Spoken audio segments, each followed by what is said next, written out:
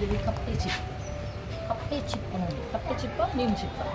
ಮೀನಿಗೆ ಚಿಪ್ಪು ಬರೋದಿಲ್ಲ, ಇದು ಕಪ್ಪೆ ಚಿಪ್ಪು. ಲಾಫಿಂಗ್ ಊಟ ನಾನು ತಿಂದು ಇನ್ನು ಹೀಗೆ ಅನ್ನ ಆಲ್ರೆಡಿ ಹೇಳಿದ್ದೇನೆ. ಹೀ ಸೋ ಕ್ಯೂಟ್. ಹೇಳ ಇದೆಂತ ಹೇಳು.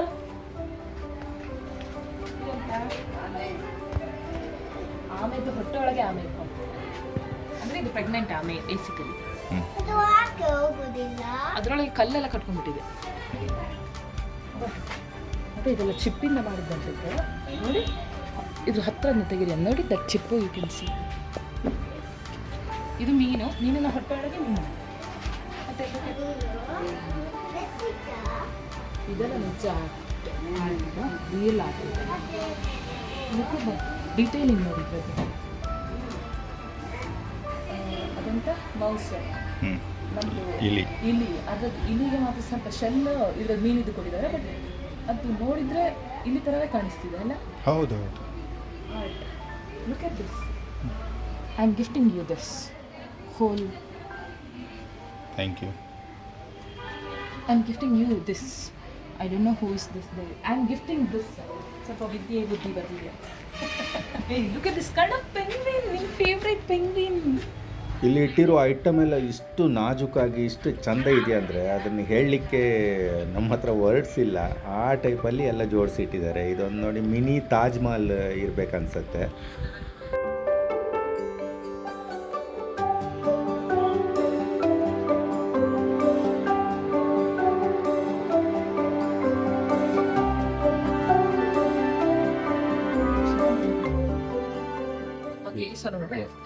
ಬರೋದಿಲ್ಲ ಕ್ಯಾಮರಾದಲ್ಲಿ ಇಷ್ಟು ಒಳ್ಳೆ ಸೆರೆ ಆಗುದು. ಇಲ್ಲಿಗೆ ಬಂದ ನಾವಿವಾಗ ನೋಡ್ತಿದ್ದೇವೆ ವಿಶ್ವದ ಕಪ್ಪೆ ಚಿಪ್ಪಿನಿಂದ ನಿರ್ಮಿಸಲ್ಪಟ್ಟ ಅತಿ ದೊಡ್ಡ ಗಣೇಶನ ಅಥವಾ ಗಣಪತಿಯ ಮೂರ್ತಿಗಳು. ಒಂದು ಈ ರೀತಿ ಇದೆ, ಇನ್ನೊಂದನ್ನು ಈ ರೀತಿಯಲ್ಲಿ ನೋಡ್ಬೋದು. ಅಂದರೆ ಇದು ಸಂಪೂರ್ಣವಾಗಿ ಕಪ್ಪೆ ಚಿಪ್ಪಿನಿಂದ ಮತ್ತು ಶಂಕುಗಳಿಂದ ನಿರ್ಮಿಸಲ್ಪಟ್ಟಿದೆ. ಇದು ಗಿನ್ನಿಸ್ ದಾಖಲೆಯಲ್ಲೂ ಕೂಡ ಬರೆಯಲ್ಪಟ್ಟಂಥ ಒಂದು ಅತಿ ದೊಡ್ಡ ಗಣೇಶನ ವಿಗ್ರಹ. ಇದರ ಜೊತೆ ಈ ದೀಪ ಏನಿದೆ ನೋಡಿ, ಇದು ದೀಪ ಕೂಡ ಕಪ್ಪೆ ಚಿಪ್ಪಿಂದಲೇ ಮಾಡಿದ್ದದ್ದು.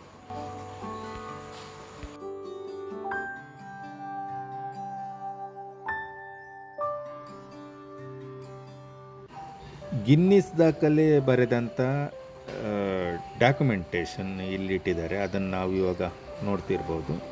ಶ್ರೀಮತಿ ರಾಧಾ ಮಲ್ಲಪ್ಪ ಅವರು ಈ ಒಂದು ಗಣೇಶನ ಮೂರ್ತಿಯನ್ನು ಇಲ್ಲಿ ಕಪ್ಪೆ ಚಿಪ್ಪು ಮತ್ತು ಶಂಕುಗಳಿಂದ ನಿರ್ಮಿಸಿದ್ದಾರೆ.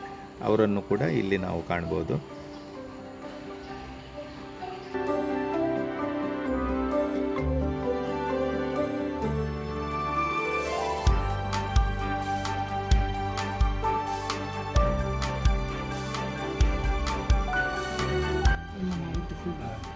ಆಚೆದು ಸಿಗರೇಟ್ ಪ್ಯಾಕಿಂದ ಸಿಗರೇಟ್ ಸ್ಮೋಕ್ ಮಾಡೋರಿಗೆ ನಾನು ಒಂದು ಐಡಿಯಾ ಕೊಡ್ತಿದ್ದೆ.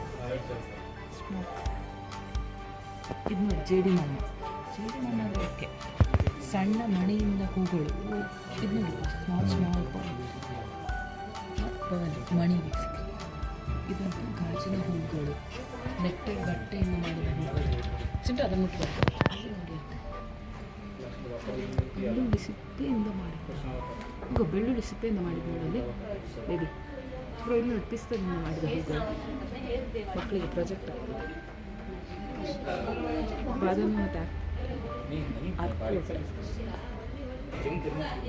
ಮರದ ಸಿಪ್ಪೆಯಿಂದ ಮಾಡಿದ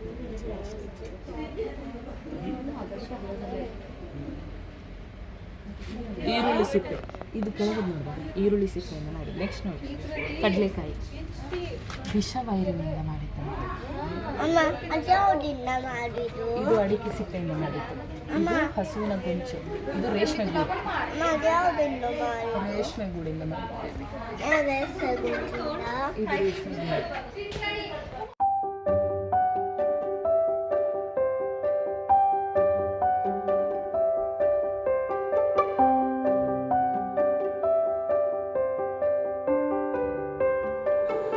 ನೋಡಿದ್ರಲ್ಲ ಸ್ನೇಹಿತರೆ, ಕಲ್ಪನೆಗೂ ಮೀರಿದಂಥ ಒಂದು ಅದ್ಭುತ ಕಲಾಕೃತಿಗಳ ಲೋಕ ಇದು.